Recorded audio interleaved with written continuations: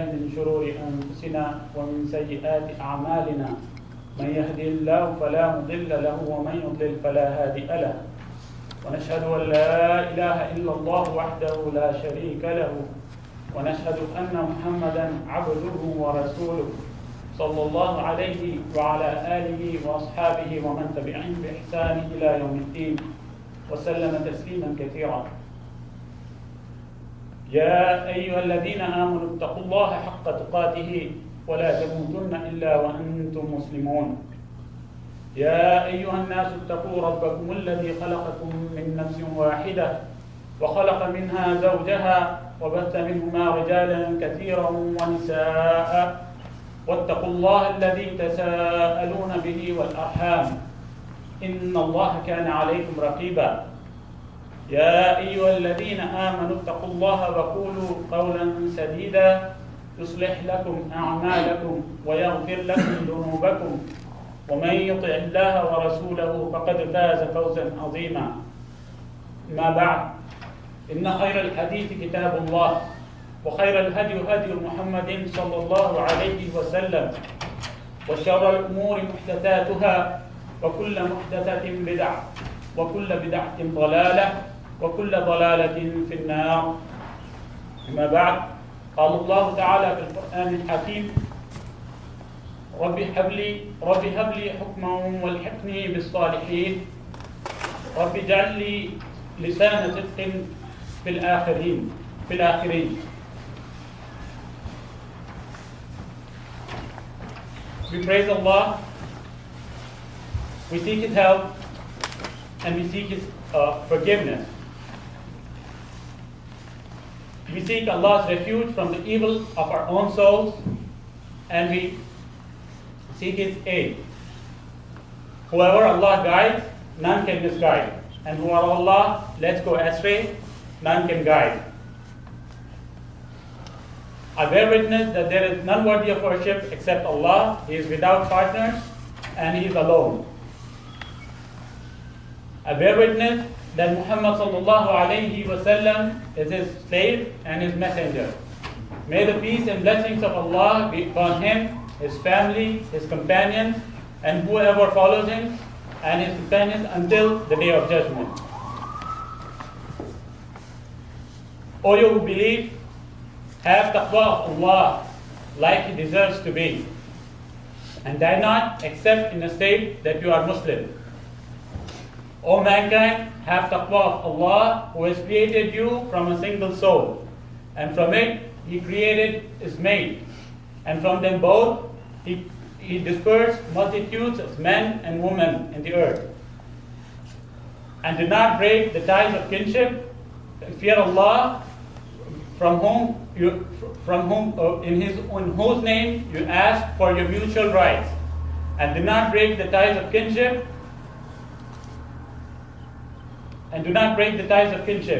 And beware that Allah is ever watchful. O you who believe, have taqwa of Allah and speak a righteous speech. Whoever follows Allah and His Rasul has indeed achieved great success, the true success. As to what follows, the best of speech is the speech of Allah, which is Al-Quran. The best of guidance is the guidance of Muhammad sallallahu alayhi wasallam. And the worst of affairs are the newly invented matters in this religion. And all the innovations in this religion are وَشَرَّ الْأُمُورِ مُحْدَثَاتُهَا وَكُلَّ مُحْدَثَةٍ بِدْعَةٍ. And the newly invented matters in this religion are innovations. And all innovations are misguidance. And all misguidance is going to end up in hellfire. After I recited the Khutbatul Haja, I recited a couple of verses from Surah Al-Shu'ara, wherein Ibrahim alayhi salam is asking Allah, Rabbi habli hukman wal haqni bis salihin. O Allah, give me the gift of hukm. The Mufassirin have translated this as knowledge, prophethood. So he's asking for this. And then he's asking, make me among the salihin. Then in the next verse, he's asking, Rabbi habli hukman wal haqni bis salihin waj'al li lisana sidqin fil akhirin. And make my mention on the tongues of people who come after me, the later generations, a good remembrance, kind of.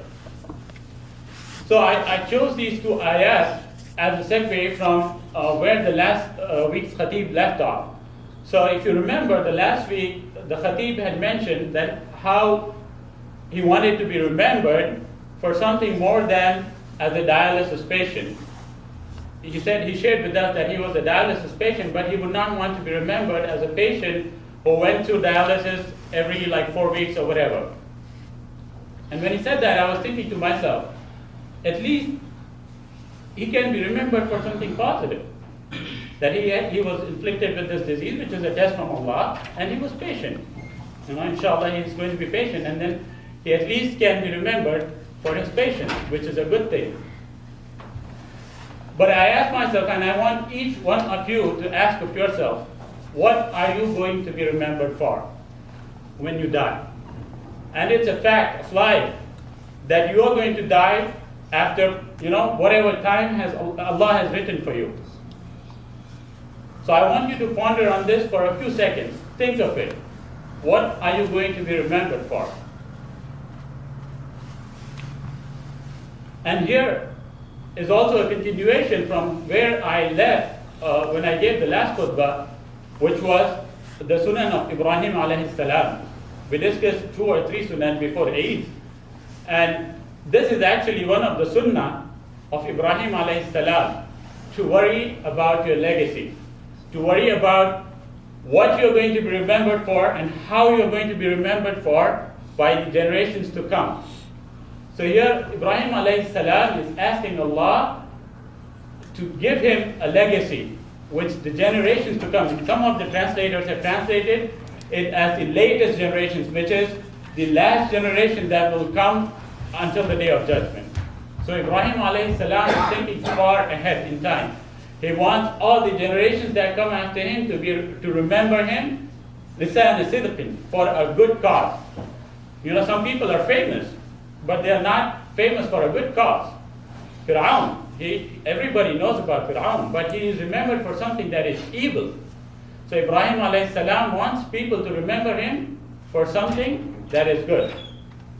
So here, Rasulullah sallallahu alayhi wa sallam said in a hadith narrated by Abu Hurairah radiallahu anhu, قال رسول الله صلى الله عليه وسلم وإذا مات ابن آدم انقطع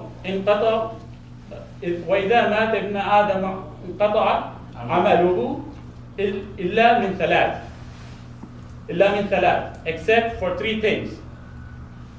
Number 1 is sadaqat jariyah, which is a continuous charity. وعلم ينتفع به, knowledge from which people benefit. And third, أو ولد صالح يدعو له, or a righteous offspring that prays for him. So these are the 3 things that Rasulullah sallallahu alaihi wasallam has pointed to us, which can help us, each one of us, in inshallah getting a legacy for each one of us. So let's go and look at the means by which, inshallah, each one of us can make a legacy for himself or herself. So before we go to that, I will want to bring up, why do we worry about a legacy in the first place? What are our intentions? What are the reasons? What are the benefits to us? Why do we worry about this so much? So the first, which is the obvious thing, is it is a sunnah of Ibrahim alayhi salam, as I said. And here in this passage, before these 2 verses, when Allah begins the story of Ibrahim alayhi salam, وَاتْلُ عَلَيْهِمْ نَبَأَ إِبْرَاهِيمَ, when he's starting this, he's talking about the various Anbiya in Surah Al-Shu'ara. When he starts the story of Ibrahim alayhi salam, Allah says, وَاتْلُ عَلَيْهِمْ نَبَأَ إِبْرَاهِيمَ. The word Naba, if you are familiar with Jummah, Allah uses a similar word, عَمَّا يَتَسَاءَلُونَ عَنِ النَّبَأِ الْعَظِيمِ.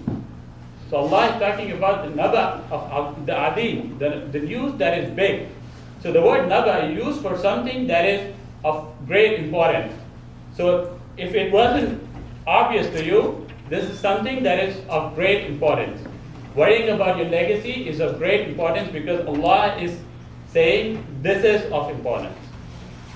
Second thing is the sunnah of Muhammad sallallahu alayhi wa sallam.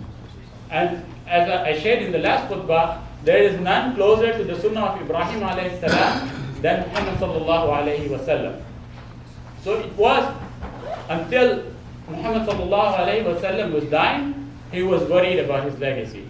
He would ask Allah, Allah, will my ummah give us salah after I die?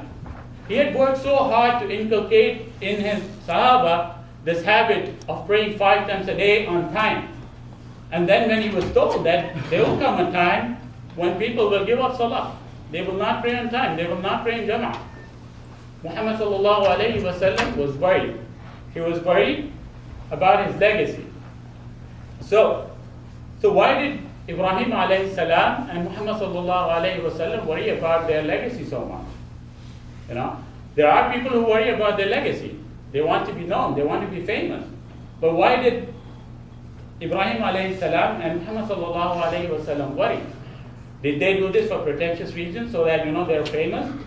No. As Ibrahim alayhi salam says, or as it is said in the ayat that follow, that on the day of judgment, everybody is going to be in a loss except إِلَّا مَنْ أَتَى اللَّهَ بِقَلْبٍ سَلِيمٍ, except the one who comes to Allah with a qalb salim. So according to Tafsir ibn Kathir, a qalb salim is the one that is free of shirk and it is sound. So riya is a form of shirk. So they know very well they're not going to indulge in shirk, which is riya, showing off to people. So what is the benefit? What is the benefit? Why are they so worried about this? So if you look at the benefits, the first benefit actually is to you and me, individually. If I'm worried about my legacy, the first benefit that comes is to me. If you are worried about your legacy, the first benefit that comes to you is to you. How is that? So if somebody is worrying about a good legacy, he wants to do good. And in the process, he is improving himself. That is a short-term thing. And in the long term, as we witnessed from the hadith that I shared from Rasulullah sallallahu alayhi wa sallam, that after we die, all our deeds are going to come to an end, except for the 3 things that we talked about. Sadaqah jariyah, the knowledge that we spread and people benefit from it, and third is the offspring that that prays for you. So both in the short term and in the long term, on the day of judgment, you are the primary beneficiary. And then comes the secondary benefit, which is the benefit to others. So the primary benefit that anybody can give, or the foremost benefit that anybody can give to anybody, is share the wealth or the gift of iman. That's the first thing that you can share, because if you're going to save a person from the hellfire, like Rasulullah sallallahu alaihi wasallam was, he was so happy when he saved that kid who said La ilaha illallah on his deathbed. He was so happy. Why was he happy? Because that is the legacy that he left. He saved one soul from the fire of hell. So each one of us ask ourselves, what is the legacy we have left? How many people have we shared the wealth of Islam with? Have we given the right due that that we have to do if we are living in this land, which is the dawah that you have to do. Share the wealth of iman, share the wealth of Islam with people. Have we done that? And the secondary benefit, the sadaqah jariyah, is to the mankind in general. Like if you build a hospital, if you start a school, it doesn't have to be a religious school. It can be any school where people go learn an art that helps them to earn a halal livelihood. That is sadaqah jariyah. If you dig a well when there is no water and people just drink of it and satisfy themselves, that is sadaqah jariyah. If you planted a tree that bears fruit and the birds and the animals eat from it and people benefit from it, that is sadaqah jariyah until it lasts. So now we come to the question of how can we go about building our own legacies. And the first answer to this is a segue from where I talked about why Ibrahim alayhi salam and Muhammad sallallahu alayhi wasallam were worried about their legacies, which is first is the sincerity itself. So the first thing is the iman itself, free from impurity and shirk. إِلَّا مَنْ أَتَى اللَّهَ بِقَلْبٍ سَلِيمٍ. The first thing is we have to be sincere to Allah. We want to do this purely because we want to please Allah. So make yourself free from shirk. You want to do this for Allah. Because if you look at the example, the uncle of Muhammad sallallahu alaihi wasallam, he helped Islam. He helped so much for the cause of Islam. But at the end of the day, he wasn't Muslim. So all the good that he did went to waste. Nothing is going to benefit him on the day of judgment because he was not Muslim. The first thing that we should be worried about if we want to build our own legacies is to worry about Iman. Think about it, ponder about it. Like, what's your state of Iman on a day-to-day basis? Is it going down? Is it going up? And what all you can do to raise your level of Iman. Read Quran, study the Sunnah of Rasulullah sallallahu alayhi wasallam, study the Seerah of Rasulullah sallallahu alayhi wasallam, study the Seerah of the Sahaba, which will help you increase your Iman. And the second thing is start with yourself and extend it to your family and then beyond it. And as we discussed in the last khutbah, there is a sunnah of Ibrahim alayhi salam that he started with himself. And Allah said, submit. He submitted himself first. And then he talked to his family members. So again, that sunnah applies here, wherein you start with yourself and extend it to your family and then beyond it. And even in these passages, Ibrahim alayhi salam is worried about himself. If you read, وَجَعَلَنِي مِنْ وَرَثَةِ جَنَّةِ نَعِيمٍ, he's talking to Allah, he's asking him, make me one of the inheritors of the paradise. So he's worried about himself. And then he goes to talk about his father. Forgive him, Allah, because he is one of the misguided people. And then he goes back to himself. وَلَا تُخْزِنِي يَوْمَ يُبْعَثُونَ. So he's primarily worried about himself. So I say this to myself first and then to you, that when we usually go about preaching to people, we are worried about, look at this person, he's doing this right, he's doing this wrong. But the sunnah of the Anbiya is to worry about themselves first. They're obsessed, they're preoccupied with themselves, improving their chances of reaching Jannah. And then the third, which is seek knowledge and spread knowledge. We learn from the hadith, which is very obvious, wherein Rasulullah sallallahu alaihi wasallam says, knowledge from which people benefit. But even if you look at these passages, when Allah starts the Surah of Ibrahim alayhi salam, He talks about the knowledge of Ibrahim alayhi salam, the knowledge about Allah that Ibrahim alayhi salam had. He says, الذي خلقني فهو يهدين والذي هو يطعمني ويسقين وإذا مرضت فهو يشفين والذي يميتني ثم يحيين والذي أطمع أن يغفر لي خطيئتي يوم الدين. And then he asked, رب هب لي حكما والحقني بالصالحين واجعل لي لسان صدق في الآخرين. So he has this knowledge of Allah, and it is pretty obvious from this that this knowledge, which is knowing Allah, that He is the Khaliq and He is your guide. He is the one who feeds you. He is the one who feeds you food and drink. And when you fall ill, He is the one who cures you. He is the one who makes you to die, and He will bring you back to life. And bring you back to life for what? To ask you, which is obvious. It's not stated clearly here, but to ask you. And then Ibrahim alayhi salam has this hope in Allah that He is going to forgive him for his faults, to believe that Allah is Ar-Rahman Ar-Rahim. And then he asks Allah for Rabbi Habli Hukma, which is knowledge and hukm. So first he has all this knowledge. And if you ponder on this, all this knowledge, if somebody has the right fitrah, they can come to this conclusion that there is only one God, and He is the one who feeds, He is the one who takes care of him. He can come to this obvious conclusion. So it is it's kind of ridiculous. These people go about, preaching that there is no God. It is a pretty obvious thing, and we should have come to this conclusion pretty long ago. And then hukm, and this is the Sharia. This comes from Allah. What are the rituals? What are you supposed to do?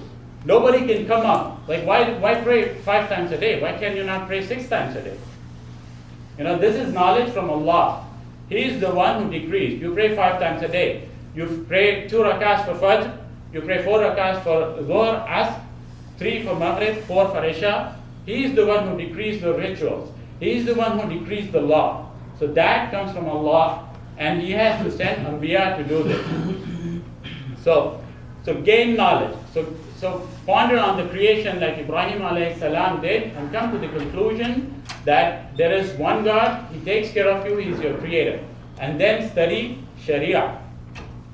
And then have the knowledge of the day of judgment. Because even in these passages, as I shared before, Ibrahim alayhi salam said, يَوْمَ لَا يَنْفَعُ مَالٌ وَبَنُونَ إِلَّا مَنْ أَتَى اللَّهَ بِقَلْبٍ سَلِيمٍ. The day when none can benefit, even no wealth can benefit, or the offspring. إِلَّا مَنْ أَتَى اللَّهَ بِقَلْبٍ سَلِيمٍ. So you have to prioritize your work and prioritize your concerns in this life. And remember that there is going to come a day wherein you will be asked by Allah how you spent your life, how you spent your wealth, how did you spend your time. So just to summarize this, Ibn Sirin summarizes this in one very good sentence. He says, the clean heart knows that Allah is true, that the hour will undoubtedly come, and that Allah will resurrect those who are in the graves. So when you have all these things in place, then you can go about acting on your legacy. So now let me share just a few things, and this is by no means comprehensive, or these are not the only things that you can go about doing to make your legacy. But I was pondering on this, and I was thinking, the first thing that you could do to make a legacy for yourself is think big. Do not make small goals for yourself. Do not make small goals like, I'm going to be able to read the Quran, like this is my goal in life, that's it. I'm going to just be able to read the Quran in a very good way, which is good. Have that goal first. Start, that's a good step to take. But think big. This ummah of Muhammad sallallahu alayhi wasallam has had a lot of khair. Even now there's a lot of khair in this ummah. This ummah has benefited the mankind so much. Go anywhere throughout, wherever the Muslims have ruled, they have left. Not just, they've shared, the wealth of iman with the people where they went to, but also they left, universities, they left, all these things that benefit people like dams and, built where people are using the water from for generations to come. The city I come from, there was this Muslim ruler who built 2 dams. And until like 10, 15 years ago, with even the population explosion, people were able to just suffice from these 2 dams of the water. So think big, how you can benefit the mankind. Yes, you should share the wealth of iman first, and then also you have to worry about how you can benefit the mankind in general. That is a part of your legacy. Ibrahim alayhi salam prayed for the goodness of his offspring in terms of even the material wealth. So worry about that. The second thing is identify your strong points and your weaknesses. So everybody is not made the same. So in another hadith, Rasulullah sallallahu alayhi wasallam says that if somebody is going to do good, whatever is going to be beneficial for him in the akhirah, Allah makes it easy for him. So if you find something easy, make it your priority. Go to the utmost, whatever you can do. Push yourself. Do that first, because Allah has made that one thing easy for you. So if it's easy for you to, just drive people to go get groceries or anything, just do that. Because for some people that is easy. If Allah has made it easy for you to talk to people and share the wealth of Islam, if you are very articulate, do that. Because Allah has made that easy for you, and He's making that a means for you to make your legacy. Because if you think about it, like from an example of Sheikh Yusuf Estes, this person who shared the wealth of Islam with him, and Yusuf Estes became Muslim. So if you look at that person, he just converted one person, which is Yusuf Estes. But then if you look at it, inshallah he was sincere. That's why Allah multiplied his reward. So now he doesn't have to work. All he had to do was just convince Yusuf Estes to become Muslim. And then now Yusuf Estes is going around converting all these people working so hard day in and day out. And all that without taking anything from Yusuf Estes' reward is going to this person who shared the wealth of Islam with him. So do not think like, if you're talking to this one person, or you're doing this one good to this one person, if you are sincere, Allah will multiply your rewards. And then, inshallah, you will have a legacy on the Day of Judgment when you come and meet Allah. You will come with the fear that I haven't done much for myself, and Allah will show you all these things that you had no idea of, that happened after you. And then another thing that you can do is plan your work and work your plan. So it's all good, as I said, may Allah not make us of one of those people who just speak and do not work on it. So plan, have a good plan for your life. What are you going to achieve in the next 24 hours? What are you going to achieve in the next week? What are you going to achieve in the next month, next year, next 5 years, next 10 years? Have a plan, put deadlines, and then work for it. Because plans can sound all good, but if you're not going to make that effort, if you're not going to make sacrifices, if you're not going to wake up early, if you're not going to put in that effort, nothing is going to benefit your intentions nor your plan. And then finally, make dua to Allah, because without Allah's help, nothing can come to fruition. So ask Allah for His help in whatever you have planned for yourself, whatever you have planned for your legacy. Ask Allah to fulfill that legacy for you. Like Ibrahim alayhi salam prayed to Allah. أقول قولي هذا واستغفر الله لي ولكم فاستغفروه إنه هو الغفور الرحيم.